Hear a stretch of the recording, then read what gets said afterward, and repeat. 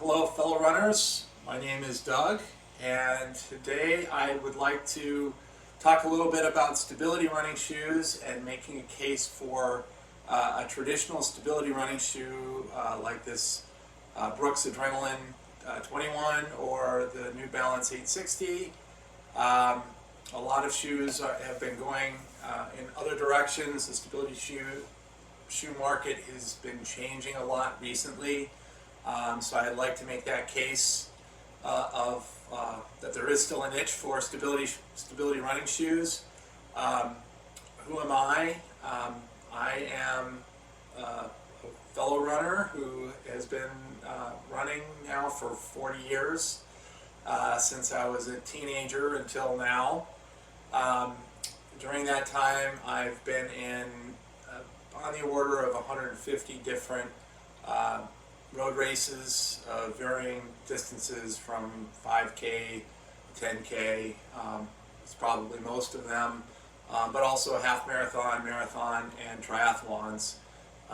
So I am a fairly serious runner who's been at this for a long time.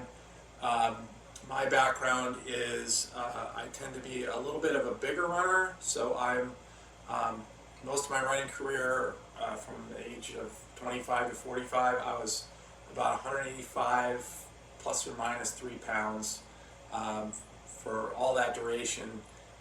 Good reason to get into running, at least for me, is it helped manage my weight very well. I have gained some weight since then, so now I'm a 200-pound runner.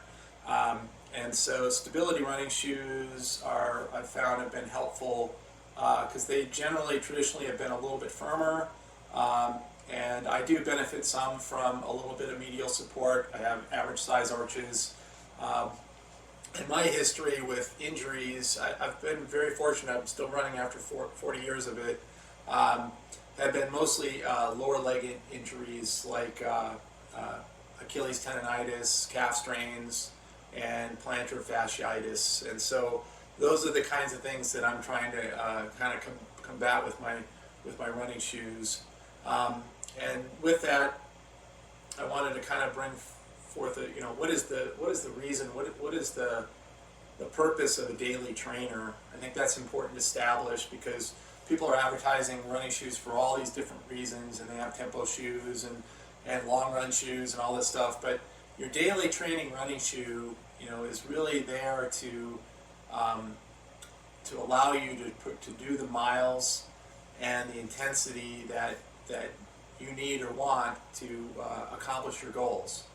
And that's really the number one reason to be running in a daily trainer, is it allows you to do that. It's, depending on how you look at it, it's either protecting you from injury or it doesn't have features that contribute to injuries. And so people will argue both sides of that, but I think it's really important that that's really what I'm talking about. And for most of my runs, that's what I'm worried about, is being able to do the mileage that I need to, do the intensity that I want to accomplish my goals and not get injured, or to minimize my chances of getting injured. And so to me, that's much more important than weight and even certain things of having that cushy feel or whatever when I'm on my run. So the trends in running have changed over the years. So I've lived through many of them, and you started with cushioning. The kind of the discovery of EVA is a great foam and still used today for cushioning, and then getting in stability. I had an earlier video that I did on the New Balance 990 series. This is the bring back of the original New Balance 990 from 1982, and I think this is one of the first true stability shoes that had a great combination of cushioning balanced with firmness in the midsole, and then had a nice heel counter with this more rigid heel counter to help keep you locked in and prevent side-to-side motion of your foot. And so and then through the years it's progressed. So you've had bunch of stability shoes. The medial posting started to get very popular, but then also you had other directions where you went to maximal cushioning. You had shoes like the Air Max, which is actually a shoe I wore in the early days of the Air Max, and then other maximal cushioning shoes like the Nimbus and motion control shoes, so that you kind of ran the whole gamut. And then around 2010, you had a book that came out called Board and a Run. It was a very good read. If you haven't read it, I would recommend reading it. I really enjoyed it.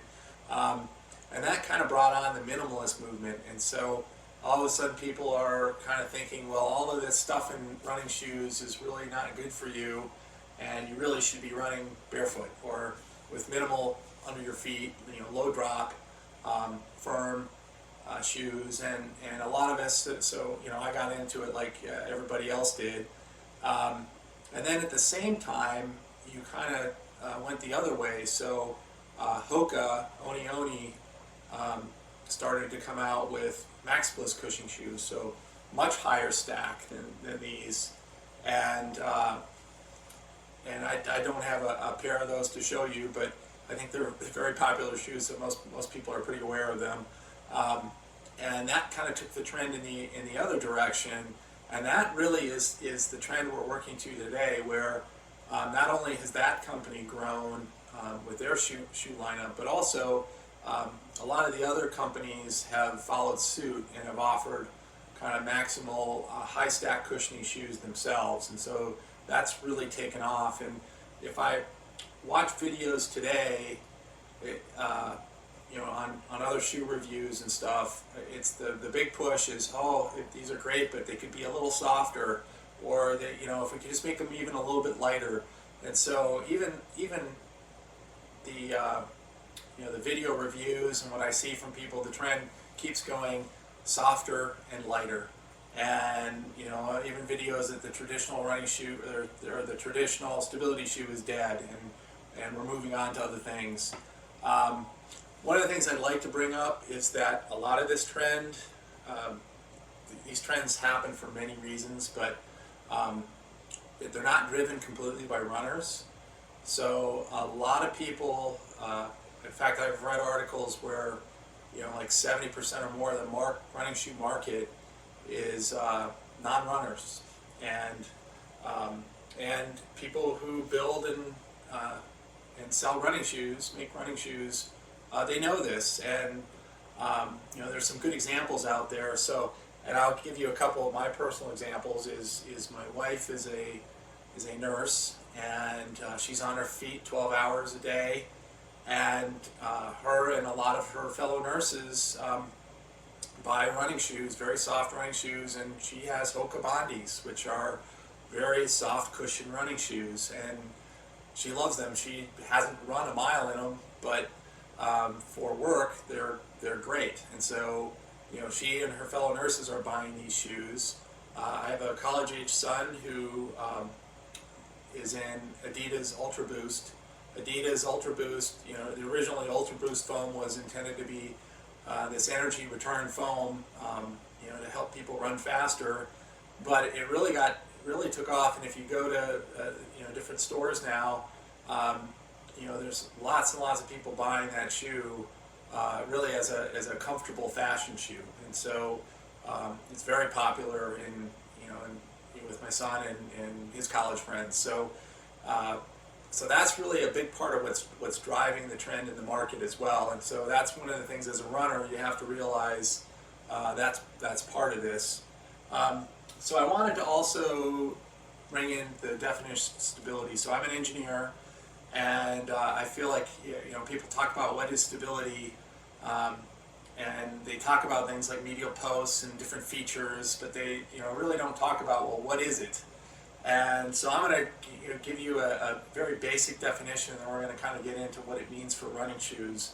But stability is, so this is like the classic thing, is if you take a ball and you put it like in the valley of a hill. So I'll use my hand as that valley, and I push on it, and it returns to where it is. And the steeper, the more I cut my hand, the more stable that is, and the harder it is for it to move. There's more resistance because it's a higher hill to climb, and then it wants to stay in that spot. And so the higher that hill, the more stable it is. The lower the hill, the less resistance it is, and the more easy it is for a perturbance or a force to push it, and it keeps moving. And then you get to the other extreme where if you're on the top of a hill, if you can even find a spot that it can sit on, a small perturbation and it's rolling down the hill, right?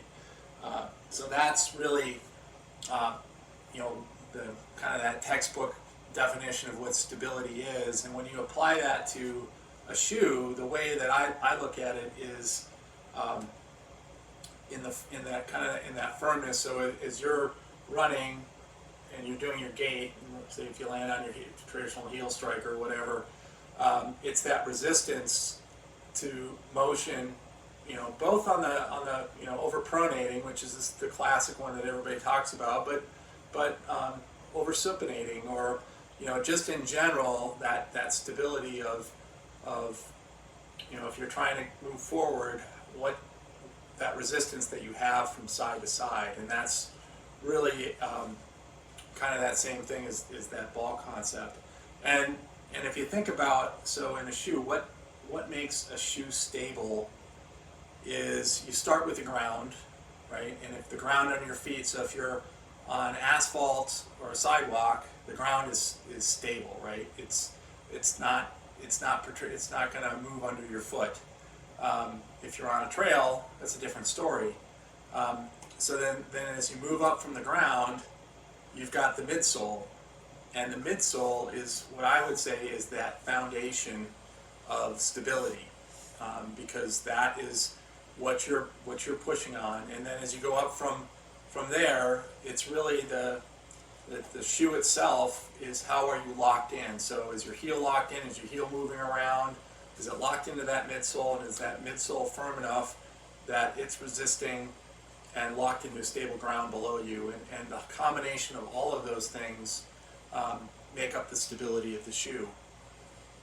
And so I would say that going back to these 990s is there was no medial posting. They did have features like this heel cup, and then just kind of more of a straighter last, broader sole, and that the Brooks Adrenaline is that same kind of thing, right? Where they have the guide rails. You've got a nice semi-curved, fairly straight lasted shoe, and no medial posting, and it gets its stability from those things. But also, my argument is that don't forget the midsole, and if the midsole is too soft, you're not going to have that stability. And so I would use that idea of a one-legged test. So if you stand on one leg and you try to balance yourself, some of it has to do with your balance, but and it's actually some of the running shoe companies promote that. And then you try standing on something soft like this cushion, you're going to be a lot less stable standing on this cushion, right? You're going to start to rock around, and actually physical therapists will prescribe, people can buy cushions specifically to be unstable and to exercise your feet and your ankles and everything. So your whole kinetic chain of developing balance and strengthening those muscles, which is great training, but you don't want that in your daily trainer. You want stability in your daily trainer, because your muscles overworking like that and those imbalances is what causes injury in you. And so so you want something stable. Now take the opposite and you lace up a pair of stability training shoes, and if they're firm, have a firmer midsole, and I found, like, I have the New Balance 993s, again, I had another video on that line of shoes, and that's a very firm pair of running shoes. But if I lace those up tight and I stand on one leg, I am rock solid in those shoes. The other thing that helps me is I do put aftermarket arch support insoles in, so I'm not promoting any particular brand, but these work very well for me, but they're semi-rigid. You've got Cork. There's a bunch of other good brands out there. And that arch support for me also helps. So I put those arch supports in there and stand on one leg, and that also gives me a lot more stability. The devices contribute to that, and so things that have become popular over the years, the medial posting allows you to, for people that are overpronating, allows them to put that a little bit more firmness on the medial side, and as long as they balance it right, so it's not too soft on the outside, that works very well. And so I've done well in a number of medial posted shoes. The 860s have worked very well for me.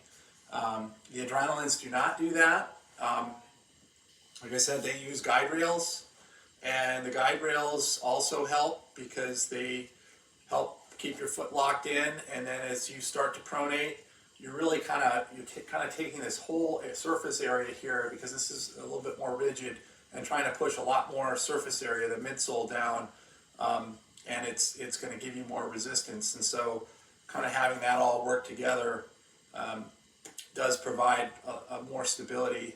The other thing that these shoes have is they're actually DNA loft on the outside of the shoe, and Biomogo DNA on the medial side of the shoe, and so that's slightly, when you press on it, it doesn't seem that much different, but they are definitely a little bit firmer on the medial side. So even though it's not medial posted, it is a little bit firmer. So those contribute to stability, and for me, you have to, and I think for a number of you that need a stability shoe, the firmness does matter, and so you really have to find that right balance. And I'll give you an example of a shoe that, a line of shoes that used to work very well for me. These are Saucony Hurricanes, and this is from a few years ago. These are the ISO 4s. They've gone a few generations since then. But I had ISO 3s, wonderful pair of shoes, the Hurricane ISO 3s. And then with the ISO 4s, they made a change where they really softened them up quite a bit. And they're really squishy. So if you take that and you compare that to, these Brooks, not nearly as squishy.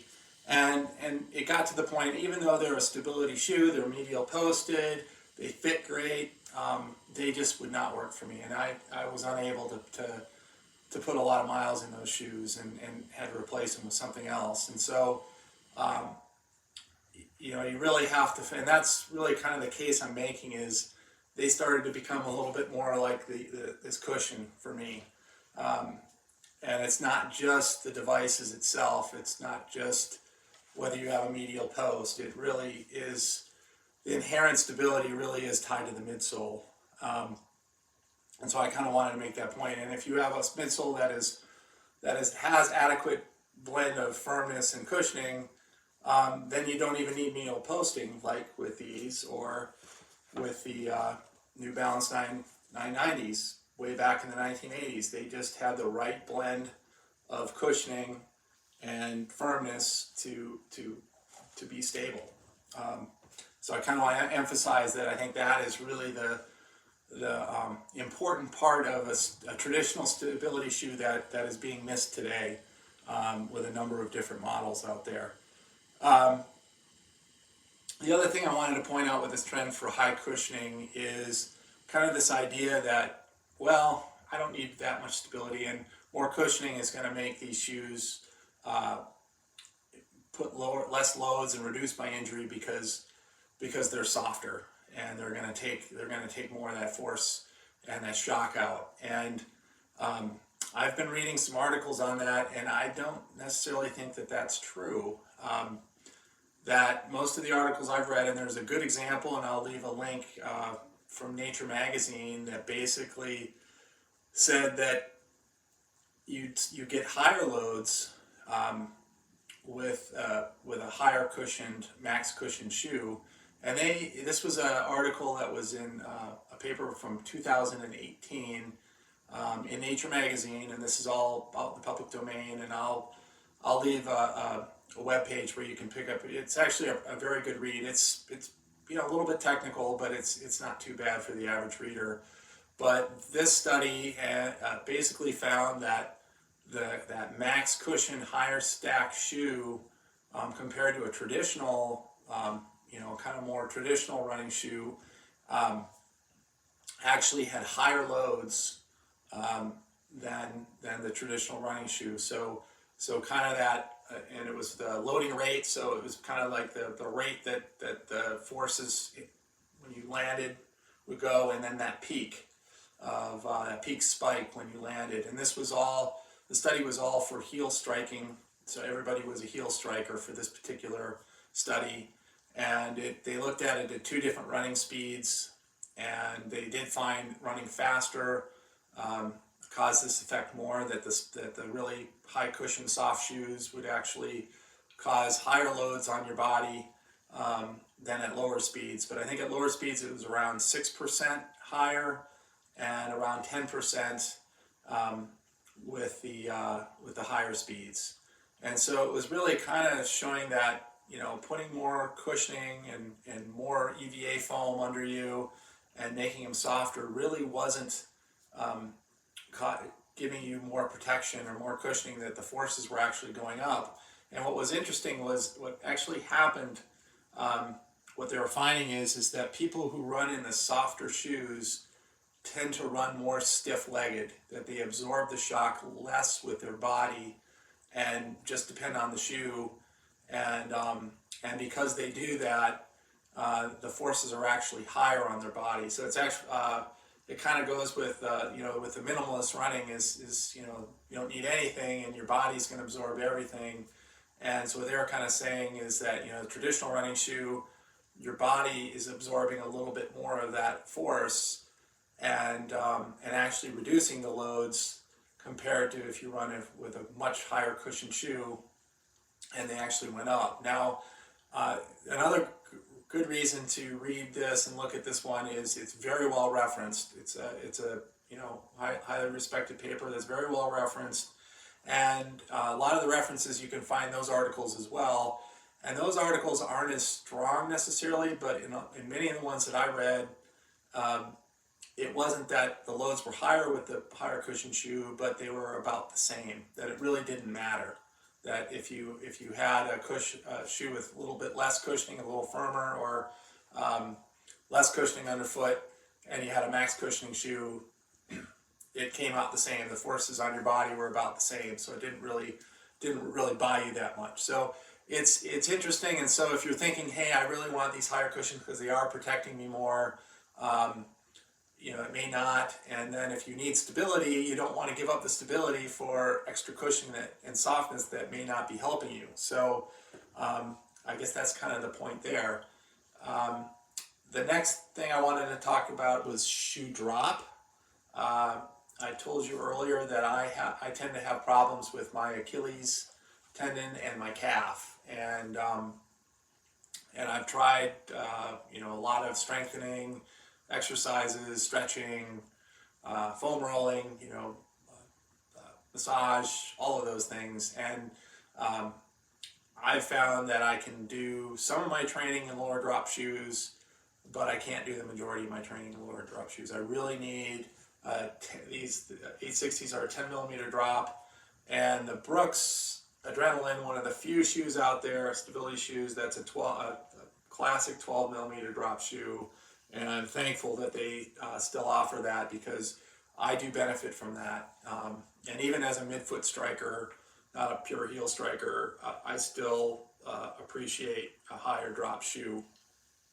And one of the things I'd also recommend for looking at stability, so I'm giving you kind of subjective information as far as what shoes are soft and what shoes are not soft.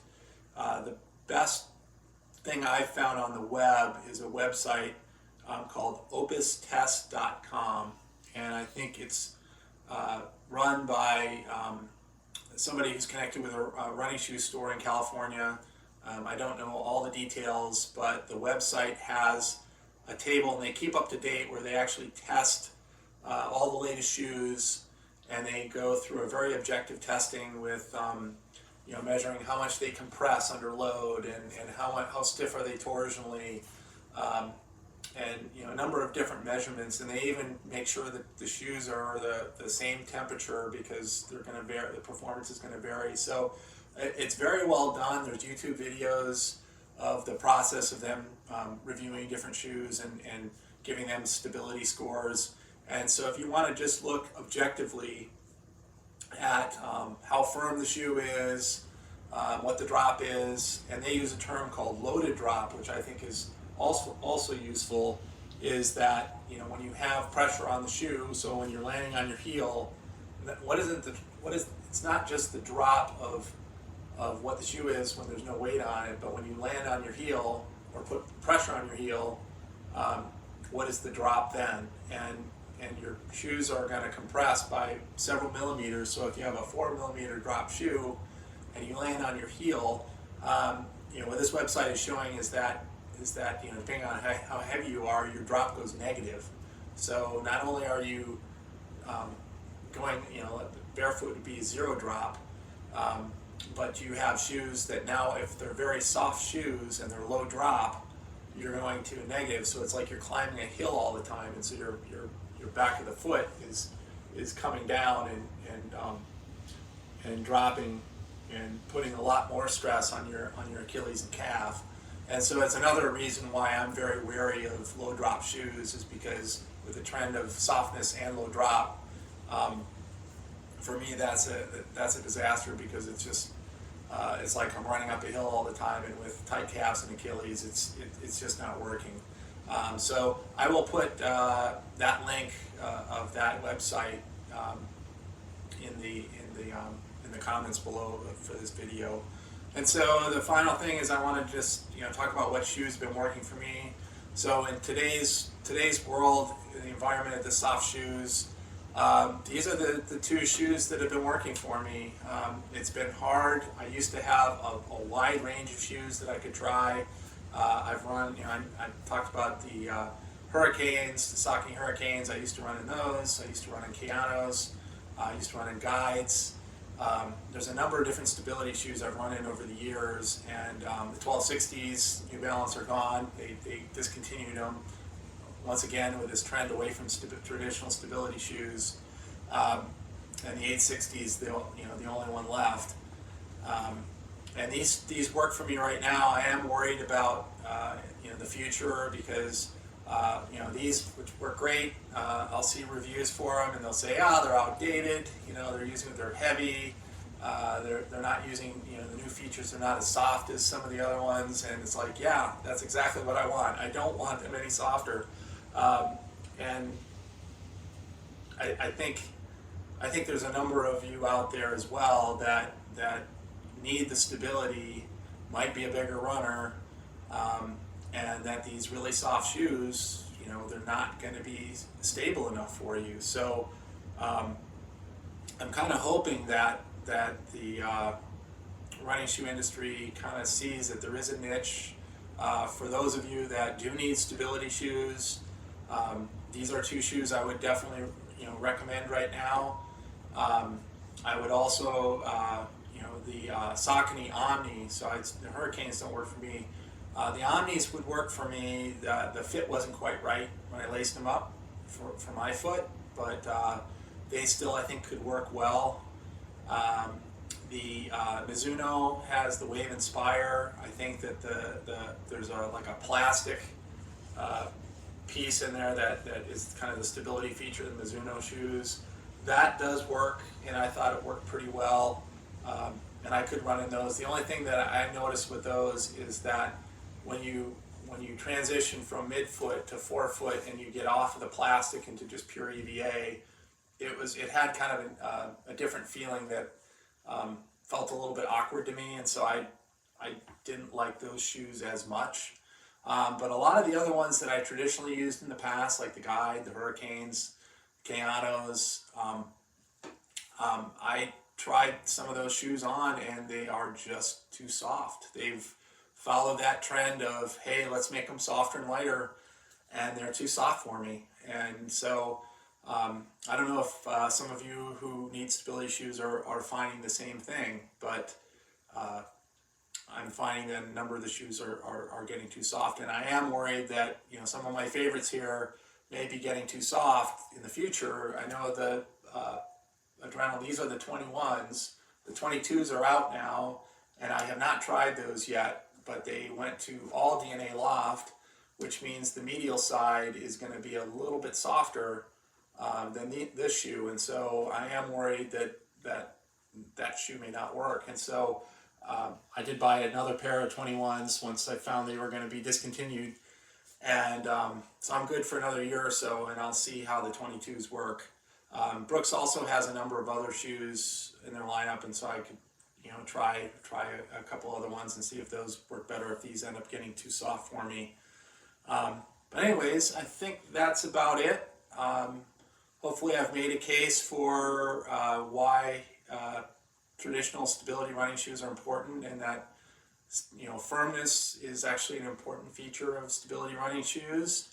And if you are somebody who needs stable running shoes, I'm giving you a couple of examples of a few models that may still work for you. And with that, I think that's all I have. Happy running, everybody, and talk to you next time.